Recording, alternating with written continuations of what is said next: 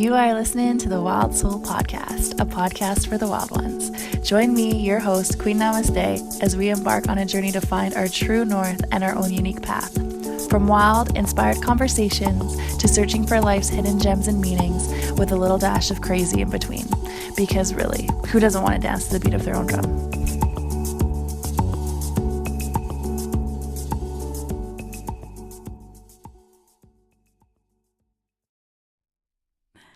Okay, I'm so excited for this. I apologize in advance. I sound like, I don't know, disgusting. I am getting over a cold or in the middle of one. So with me here is one of my really good friends, Lacey Elliott.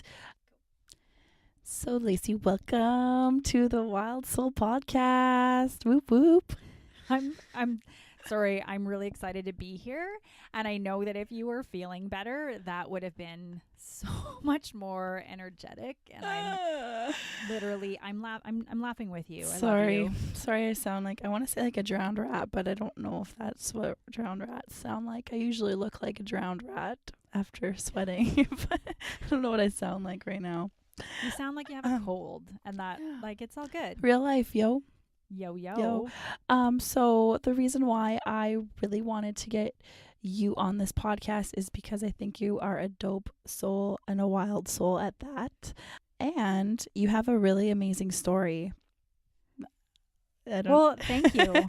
Yeah. I'm giggling because I feel really grateful when people say that to me, and I struggle to think that, yes, I do have a good story, and I have to start owning that and being like, fuck yeah, Shannon. Sorry, can I swear on your podcast? Yeah, you can.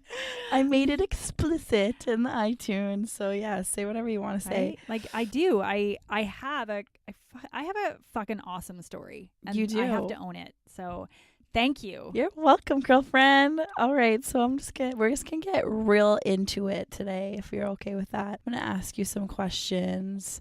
You don't know anything that I'm gonna ask you, so it's gonna be funny. No, but my life is like an open book. I have no secrets, so I will share whatever you ask with me. One of my key words in my life is integrity and authenticity and honesty.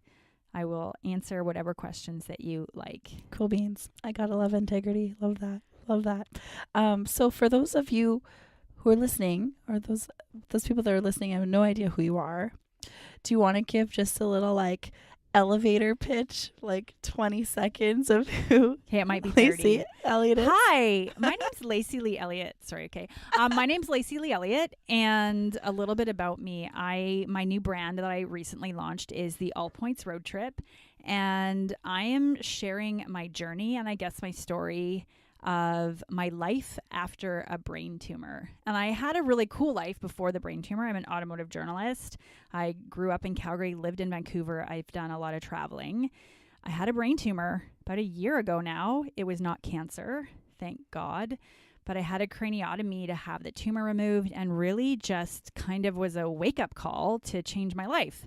So I bought an RV, and I am traveling. I was going to say I'm traveling the world in my RV with my dog, but I'm only able to travel in North America because that's as far as I can drive the RV, and just really hoping to empower and inspire other people to take action today and not wait until you get a fucking brain tumor. Whoa, so good. Hand clap. Good job. I don't know how long that was, but probably longer than 20 seconds, but hey, that's okay. Yeah, so oh my gosh, all these things that we need to go over and talk about, like so exciting, and so many things in what you said. But let's just kind of start back where you and I met, because you were on TV, and when I met you, I had no idea you were on TV. So yeah, we met. Do you want to say how we met? Well, I think it's funny because I do remember that we were working at Lululemon together, and yeah, I still am hosting a TV show called Driving Television. I said I'm an automotive journalist, and that's my thing. I talk about cars on TV, and I think we were working in the store together, and some gentleman told you that I looked like that girl Lacey on TV, and you were like, "What? I don't know who that is." And I was like, "Yeah, that's me." so funny. So that was back in like, I think 2013 is when we met. So I really only knew you from the store. I had no idea that you had like this whole other life about you being on TV and driving cars and you get to travel everywhere for your job. Like, that's super cool. And you were recently married. When you met me, I was Mhm. married. Yeah. Yeah. So I don't know if you want to talk about that at all, because I'm sure lots of women can relate To being to your married. story. No, Sorry. to being, That was what me being a happened smartass. after your marriage. Yeah. And If you want to talk, please stop me if I ramble. But Okay. that was actually my second marriage, which I think I'm pretty public about. And, you know, it's hard sometimes for me to admit that I've had 2 failed marriages, but I realize it's who I am and I have to own it. And like you said, there are a lot of people out there that have been through 1 divorce and or 2 divorces. And for me specifically, unfortunately, my second husband cheated on me, kind of in a nutshell. And it was it was shitty. I think being cheated on, period, is crappy to begin with. But if you've never been cheated on, you're so lucky. This was the first time. This is the first time that I know of that I've been cheated on, knock on wood. Mm-hmm. But it was really hard for me. And I still sometimes feel some insecurities, because the first thing that I struggled with for so many years was, what was wrong with me? Like, what did I do wrong that my husband, this man who said he loved me, had to go and cheat on me and get something elsewhere? And I spent a long time thinking that it was my fault. And luckily, I don't know if that's the right word, but I guess I do feel grateful. Because of some random circumstances, we ended up running into each other, I don't know, about a year later. And I asked him about it. And he said to me, no, this was not your fault. He said, you were a great wife and a great partner. He's like, I was the piece of shit. It was my fault and my insecurities. And I really feel that was a big weight off my shoulders to hear that.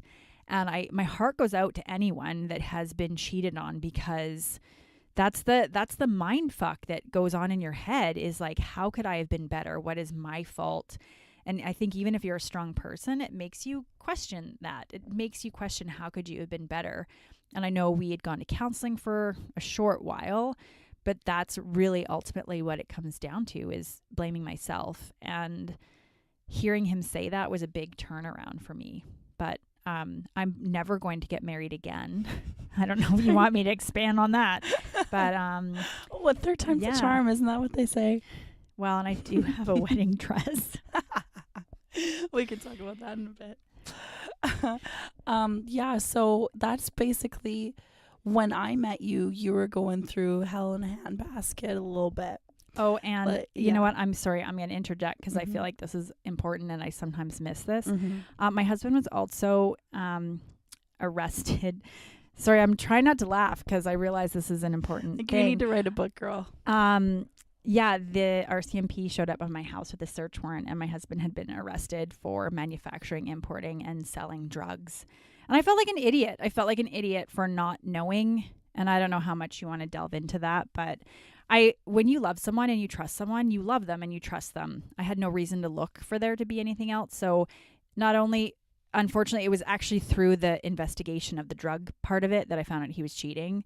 Oh, yeah. And then I was pregnant and had a miscarriage as well. It was, it was really shitty. You are right. Yeah. See, and that's good. I feel like I forgot about some of that. Yeah, right. I was gonna ask him, like, do you want to talk about the miscarriage? Like, but you brought it up, so that's good. You know what? That's interesting, because Shannon and I were just talking about regrets and letting go of stuff for a podcast on my podcast, and that's, you know, to me actually that's a really powerful thing, that in the moment I kind of forgot about that piece. So it was Shannon, it was a really hard time actually for me, and I laugh about it now, but it was. I mean, I was pregnant, I had a miscarriage, my husband had been arrested, he cheated on me, my second marriage fell apart. It was, I was in a very dark place. That is, like, if you had a definition of low, like for me, I feel like that would be a very low place for me. So, and to see you now, like, you're different, 100% turnaround, different person, in my opinion. Yeah, I think so. Short years from like 2013 to now. But I think that's what I hate this. Like, I actually loathe the idea of this when people say it, but that what doesn't kill us makes us stronger.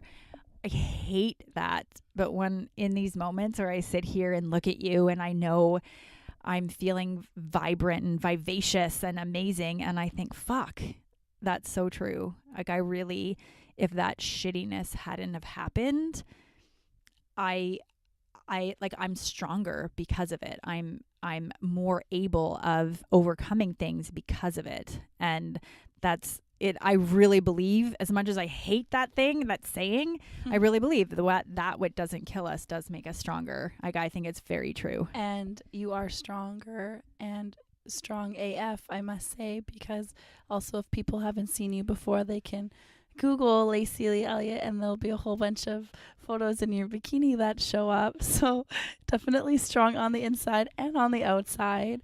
I don't know if you would want to touch upon that at all, because that's another big part of your life. Also, fitness and health. Yeah, I have been. Actually, I'll be honest. I was a personal trainer. That's what I went to college for. I went to college to become a personal trainer and a certified sports nutritionist. I really hated the industry. The industry was really, it's all about sales. It's changed a little bit 20 years later, but it's sales. And I got into that industry because I wanted to inspire other people to be strong and healthy.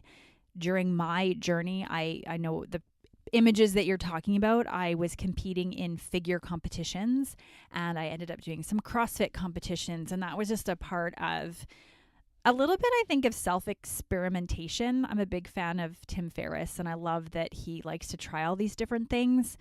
That was a thing for me. I saw these girls on this stage doing these figure and bikini competitions, and I'm like, fuck, I want to try that. And I wanted to try it so I would have knowledge for clients. Same with CrossFit. Everyone was giving CrossFit such a bad name. I wanted to go and try it.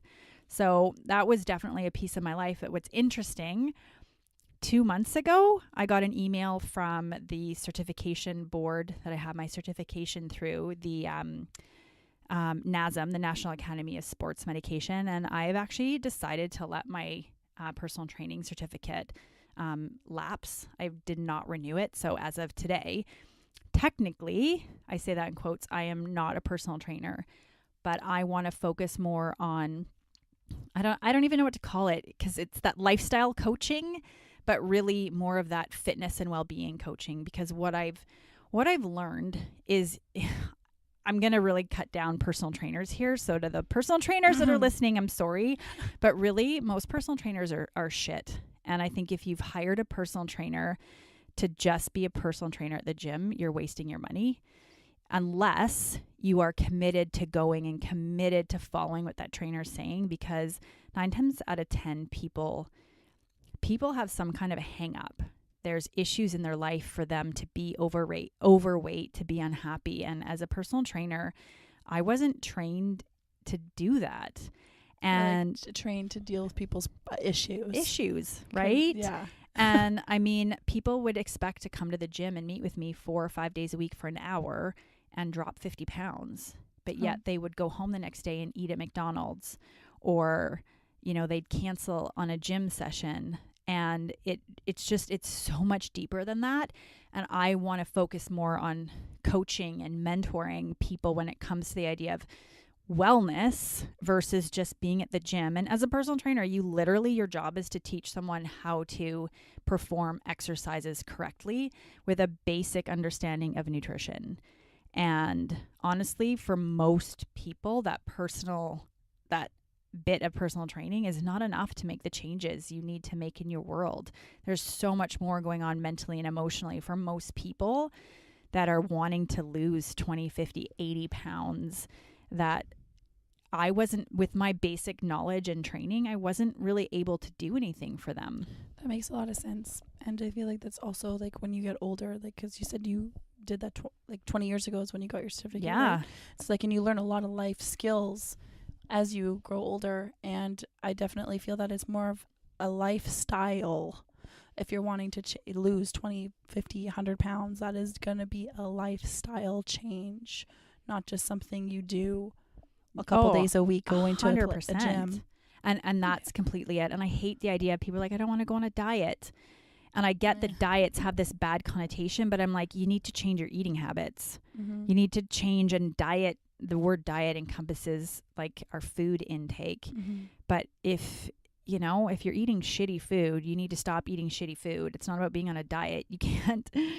Sorry, I'm laughing because I know there are people out there that think if they eat shitty food, they should still be able to lose weight, and or if they go to the gym 4 days a week and eat shitty food, or it doesn't cancel each other out. Like you said, you have to change your whole lifestyle to get optimum results. You really do. And that's confronting to a lot of people. Like, people like to be comfortable. Like, we love comfort. And as soon as it gets kind of scary and like we get like reach that terror barrier, like we like back off and we go back to our own like self-destructive ways.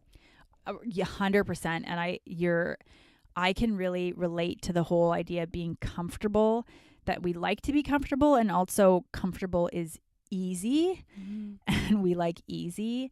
I don't know who doesn't like easy, let's be honest. Right?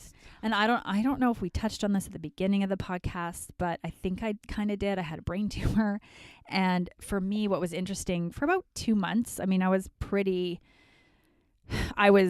eating pizza and ice cream and soup and crackers, and I was sitting on the couch and sleeping, and I didn't feel good. So my mom went out and got me ice cream, and then there was no one around. So it was just easier for me to order pizza. And it was really probably about the 3-month mark in recovering from that craniotomy. I was feeling better, but it was so much easier to sit on the couch and eat ice cream than it was to get off my ass and go and cook some chicken and some veggies and some rice. And I really connected with the whole idea that this was comfortable. This was easy. It was so much easier than going to the gym, trying to get back into yoga, trying to get back into eating healthy. Like that took work and effort versus sitting on the couch dialing, skip the dishes and having food delivered. That was just so much easier. 100%. Yeah, that's a great segue that I was gonna then ask you about. Your brain tumor in your head. God, like, let's just talk about that for a hot second. You, so after all that stuff happened to you, and you got divorced, you had your miscarriage. You had a couple boyfriends, and we quit Lululemon, and we remained friends. And I remember, I don't know if it was while I was in the car with you, we were driving to Abbotsford to go get some eggs. We did that one time, but I wasn't sure if it was that time or just the time I was talking to you on the phone, and you said, Shannon, I fucking had a seizure. And I'm like, what? A seizure? Like a seizure, like when you shake and like your mouth foams and stuff like that. And I was having, what were they called? Those types of seizures are grand mal seizures, and they diagnosed me. Well, they thought I was having frontal lobe seizures, is kind of what they labeled it, and they can't really diagnose those types of seizures without further testing. So I don't know how the time frame with that really played out, but that's really where I'd been having such horrible anxiety since my divorce, obviously. And then I was having these, for lack of a better word, seizures. For the longest time I was calling them episodes because I didn't know what else to call them, but I'd be talking to someone and my eyes would kind of glaze over, and I'd kind of people would say it looked like I was looking through them rather than at them, and they would say my name and shake me, and I wasn't really responding. So I had to go in to see a neurologist, and then I had an EKG, I think, and an ECG. I don't even know what all the tests were before finally going in. It took 13 months to get in for an MRI. And I went in for the MRI. Yeah. But at least you know what? We are very lucky to have healthcare that takes care of that. And I really believe that if it was something more serious, they would have got me in sooner. The reason I believe that is, and I don't know if you know this, but I went in for the MRI. I remember it was November 11th because it's a holiday. It's Remembrance Day. And I was like, fuck, you guys are open on Remembrance Day? This is really weird. So I remember that day. And then I remember getting a phone call from the neurologist that night saying, like, you need to get your fucking ass to the hospital. You have a tumor. So it was terrifying. Yeah, like what when you heard that conversation or that lady, like what did you think? What were the first thoughts that came into your head? I'm laughing now because I'm healthy and strong and it's past the point, but I remember it was 5:30, 6 o'clock at night. I was getting ready for dinner and the phone rings and the caller display says it's my neurologist. And I'm like, this is like not a good thing that he's calling me at 6 o'clock at night. So I pick up the phone. What I heard was, do not worry. You don't have to worry. It's not cancer, but you have a tumor and you need to go to the hospital. And I remember being like, what? And he was trying to calm me down because I was freaking out. He's like, don't worry, but go, what is your closest hospital? Tell me where the closest hospital is. I'm sending these MRI scans. Like, you need to talk to someone immediately, right away. And immediately, not a big deal. Don't worry, but right? Immediately go to the hospital. And I know he said to me, like, I remember him saying not cancer, but immediately you hear tumor, and you think cancer. And then I remember waiting at the hospital. They did rush me in to see someone, but I remember waiting and I was Googling, fucking Google. But like, tumors are cancer. Like tumors are cancer until they're proven not to be cancer. So I was like, how do you know this is not cancer? Everything that I saw, everything that I read was that basically you need to have a tumor removed, whether it's in your ovaries or you need to you need to have a section of it dissected, right? And I'm like, it's in my fucking head. What are you guys gonna do? So I mean, that it was, I don't know, there is no other word. There is terrifying. It was absolutely terrifying to be sitting in that hospital alone. And they gave me a bunch of medication. I saw the neurosurgeon, I think 3 days later, and they were going to have me in for surgery like 2 or 3 days after that. So like not even a week after this MRI to have the tumor removed. But I don't know if you remember, and I realize I do have a crazy story. But around this time, probably a month before this, I had been in the emergency room with a blood clot, and I was currently on blood thinners. And blood clots can kill you, which I didn't. Maybe another story for another day, but blood clots can kill you.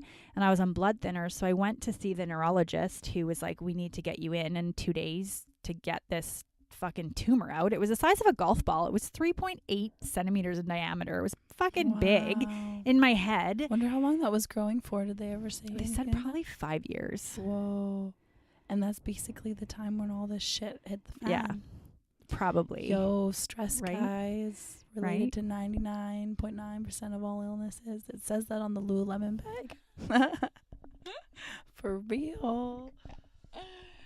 It was scary, but the thing was, I'm laughing now, but I remember somebody along the way in this journey said that they did not want to risk cutting me open in surgery while I was on blood thinners and risk me bleeding out and dying on the table. And I remember thinking, yeah, no, I'd like to avoid that too. That's a good consideration. Right? Like, please. So the tumor I had was something called a meningioma. And 78% of them are not cancerous. So the surgeon had also said that where it was kind of behind my optic nerve, he said he wasn't concerned and that the bigger issue was the blood clot and the blood thinners. So I think the hardest part, you kind of mentioned stress. I waited 6 months. It's funny. I was just counting the days the other day, but they found the tumor November 11th. They operated to have the tumor removed on May 11th, which was actually 6 months. So I was walking around the world with a blood clot and a brain tumor, and I was I kind of wanted to kill people. Christmas was horrible. Christmas was really horrible because I remember, I don't know when you're going to air this, but I want to say to people out there, when you're at Starbucks or somewhere, just, you know what? Sometimes people are having a fucking bad day, and just, we're human. I couldn't believe it, Shannon. Some lady was losing her shit on the barista at Starbucks over Christmas because she spelled her name wrong. Shut up. And I was literally like, I have a brain tumor. In my head, I just wanted to scream at her because I'm like, so what, lady? Like, so what? She spelled your name wrong on your Starbucks cup. Like, relax. And I get it. It's Christmas. But I don't really get it. Like, my friends get their names misspelled all the time, and then they just post about it on Facebook because it's funny. Like, it'll be totally different. They'll be like, "Oh, this is my name today." Like, I would never yell at somebody. No, if I had that job, I would probably get yelled at all the time if that's what happens, because I cannot spell for shit. Well, but people, people don't think, and that is the truth. Like, what is the big deal? Like, really, what is the big deal? Problems, right? So that was I think the hardest thing. I feel like I was in a fog for about 6 months of, oh, I have a brain tumor. Oh my God, I have a blood clot, and I was not in a good place. Thank God for drugs.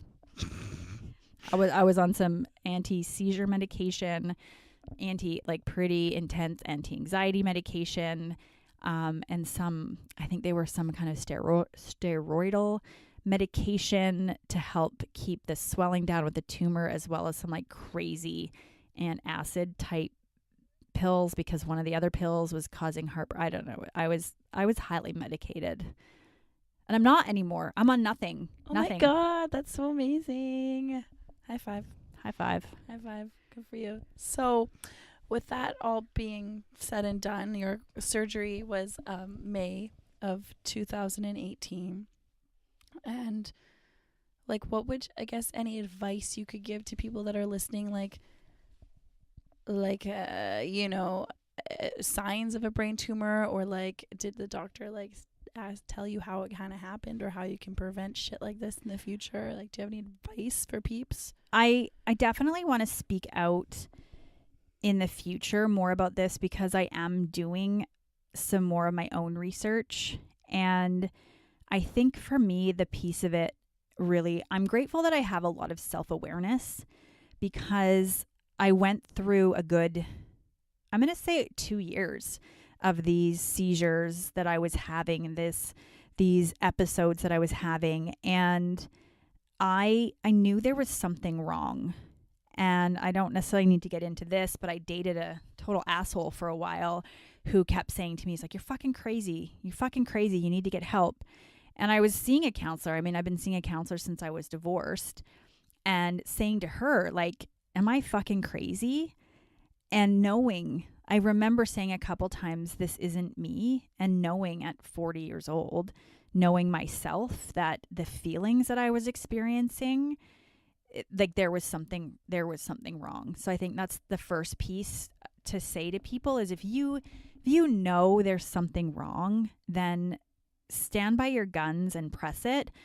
And on the flip side of that too, I really believe you need to have a good doctor. You kind of made the comment about that I had to wait for 13 months for this MRI. And I know a lot of people are like, oh my God. In the United States, you have to pay for this kind of stuff. True. Could you imagine if you had to pay for surgery? Well, and you know what? I'm screwed. In a Facebook group for meningioma survivors, and this is like a $10,000 surgery, as well as follow-ups. And as a Canadian, that was something that was covered.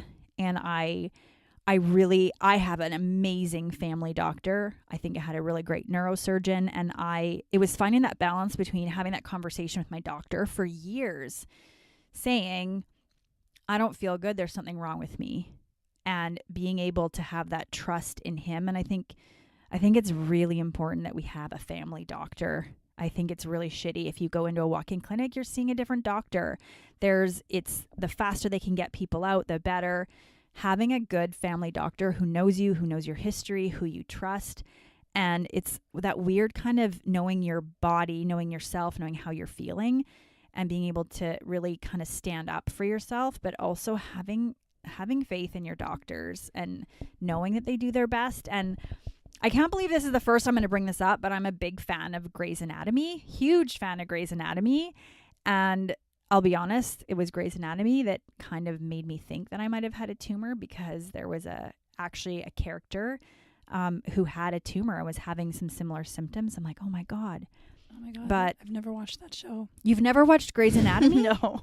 Oh, fuck, Shannon. Anyway. That's Okay, weird. I feel like we could go on for 20 minutes. What I'm going to say... So basically, you are telling people to follow their intuition. Follow their intuition, If and you know then something's have faith in your doctors and your medical system, because something that they always say in Grey's Anatomy when patients die is that we did the best that we could. And I remember, you know what, and I'm sure there's people listening that watch Grey's Anatomy, very first season, one of the doctors, George O'Malley, was fighting to save a patient, and his teacher, whatever, Miranda Bailey, was like, keep going, keep doing this, try this. And George O'Malley was like, oh my God, why? And this went on for, I don't know, like a very long time. They exhausted everything.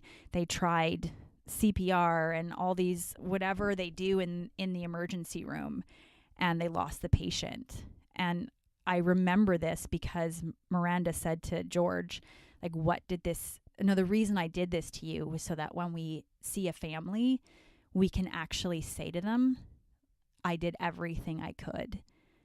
And I think that was a really powerful thing for me to think, like, mistakes happen, shit happens, people are not perfect. I can't expect my medical team to be perfect, but I have faith that they're doing the best that they can to the best of their ability. So it's finding that balance of intuition and having faith in the medical system. But I will add, I can't remember exact statistics, but I think it's 83% of people with meningiomas are women over 40. And it's, yeah. Interesting. So what I'm realizing is there are a lot of symptoms linked to brain tumors, from headaches to anxiety, personality disorders.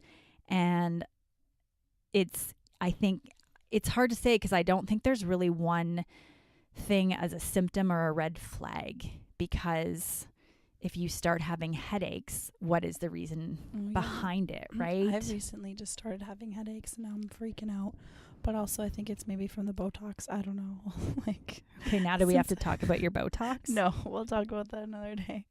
But just basically being self-aware for sure, and knowing, like, your person. I remember actually when you were dating that douchebag, and you were kind of different. Like, you're like, am I crazy? I'm like, no, but your personality is not the same as it was when I met you. So, like, having that self-awareness. And I think if I hadn't been doing work on myself and growing myself and learning and meditating and doing all these things, it would have been different. And I think a lot of people are they kind of avoid this stuff, you know. They wake up one day and suddenly they put on 40 pounds.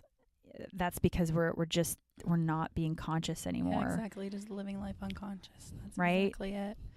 So I think unfortunately, I'm going to be honest, Shannon, I think that brain tumors, and specifically these meningiomas, are common, and they're showing up a lot more in women. And thankfully they're not cancer, but most of them are not cancer, but there's still a growth in your brain that can affect your hearing, can affect your sight. And I think that the piece is just like, if you think there's something wrong and your doctor's exhausted all other steps, you know, like, keep pushing it. Keep pushing. Keep pushing. Hashtag. So after all of that, it is now, I guess when we're recording this is November 2018, and life is looking different for you now. You've got, I'll just go into it a little bit. You used to own a apartment, and that's what you used to own with your ex-boyfriend, or ex-husband, I should say, back in the day. So you sold it, and then you decided that you didn't want to buy another house. So what did you end up doing? Well, you know, I'll interject, because it was so much not really my decision. So we're in Vancouver, and housing prices are ridiculously expensive. The douchebag ex that I was dating, I was pressing assault charges against, and he had stolen my keys, and there was a whole big situation. When I was filing the report with the police, they asked me, I had wanted to know about a restraining order or something, and the police asked me if I didn't feel safe in my home, had I ever thought about moving? Which I hadn't. And randomly the next day there was a realtor in my building, and I just asked her about a price. And there was a lot of money to be made on selling my condo.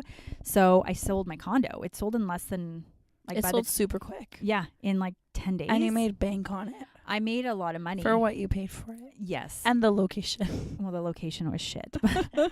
But the crazy thing, this is an issue that I am so blown away that more people are not fighting this, so there isn't something better set up. So I sold that condo and made a lot of money. With that, I was able to pay off all of my debt. I maxed out my the tax-free savings account. Like I was in a really good place, and I wanted to buy something else. I had $100,000 to put as a down payment. I really only wanted to use 75 or 80, but I was working with $100,000 down payment, no debt, really good credit. And like, this is where it's so fucked up. I sold my place for $413,000. It was a 595 square foot, 1 bedroom. So tiny. Yep. For that much? 413. So holy hell. When I talked to the mortgage broker with $100,000 down, they were only able to approve me for $420,000, which basically meant my neighbors had listed their unit, which was basically my unit with a den. They had listed it for $425,000. I was like, God. Fuck my life. Are you fucking kidding me? What the fuck? And my mortgage payments would have gone up like $500 from where I used to be, because my mortgage for my old place was only like $280,000. Just thinking of this, I'm like, I'm fucked. But you are. Oh my God. I am. Shannon. Dude, you are. $100,000. Oh, I am. You're saying, yeah. No, but you are fucked. I have no idea how you are going to afford a place. Mm-hmm. I couldn't do it. Yeah. I couldn't. And it actually breaks my heart. It breaks my heart. And then brings me into where I am today. I bought an RV. I bought a travel trailer. What made you want to buy an RV? Well, I looked at a tiny house, like an actual tiny house, but I wanted something that I could be mobile in. Tiny houses you can lug around. You can, but they're not designed for travel.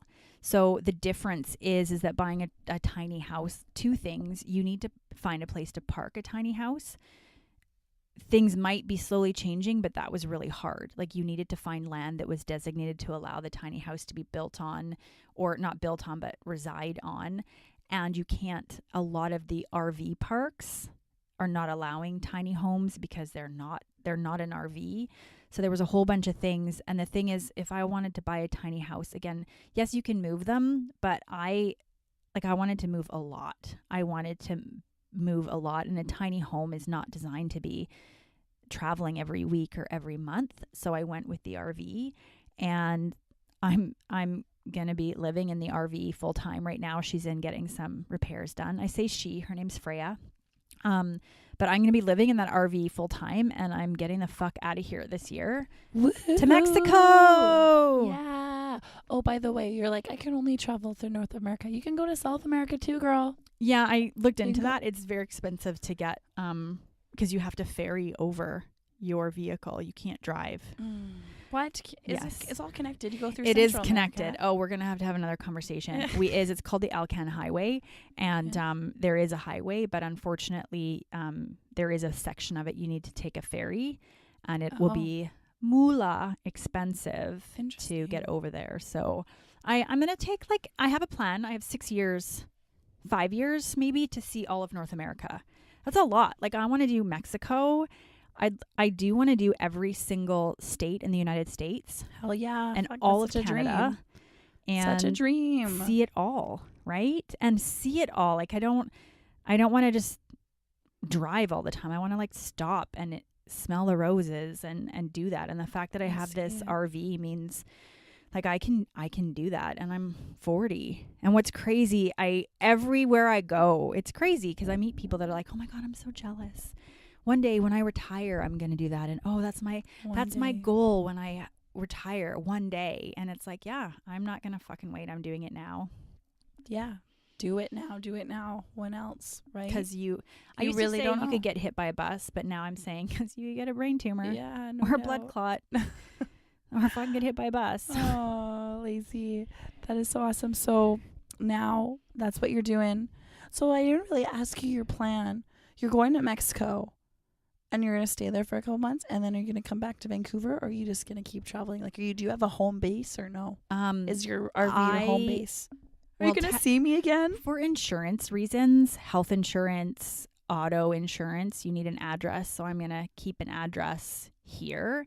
On one hand, I'm like, I have a plan, but on the other hand, I don't want to have a plan. Who needs plans? Right? I was talking to a girlfriend who recently went on a road trip, and she said the road trip was not everything that she had expected it to be. And when I asked her why, she was going to Reno, and she said the girl that she drove with was making it all about the destination versus the trip. And that just kind of hit me over the head, because I'm like, I'm going to Mexico, which is great. But when you actually look at the drive to Mexico, the drive is awesome. I'm going to Mazatlan. I'm going to go through Vegas. I'm going to go through Arizona. I'm planning to take like 3 or 4 weeks to drive down. So even though my final destination is going to be Mazatlan, and a beautiful location on the beach, so an RV park on the beach, I want to be able to stop and spend a week in Vegas, or I'm driving through Boise, Idaho. Like, what if I want to stop and eat potatoes? That seems really anticlimactic, but that's the thing. So my plan is to see all of this continent and meet people and inspire people and motivate people to take action and just kind of tell my story and have fun along the way. And really, I don't know. I think there'll be some short plans, but really at the end of the day, I don't know. You don't know? I don't know. And I'm just so excited to follow you through it. Like you said, people are jealous. Fuck yeah, people are jealous. You're going to come visit me. I'm jealous. I want to do that. I want to visit all 50 states and go down to Mexico. So I'll definitely have to come visit you. Where can people follow you, pimp yourself out? Like, people well, I think I mentioned the beginning that I've kind of rebranded. I'm still me, Lacey Lee Elliott, but I was trying to get away from Lacey Elliott from driving television and be my own brand. So I'm using my full name, Lacey Lee, which is fabulous. Lacey Lee Elliott. And then my branding is the All Points Road Trip. And the whole idea is kind of a compass. And the idea with this was that from my life, I think and I plan and I learn, and I've spent so many hours and so much money reading books and going to seminars and talking about doing shit and never doing anything. So the idea is that it doesn't matter what direction you go, just kind of take the first step.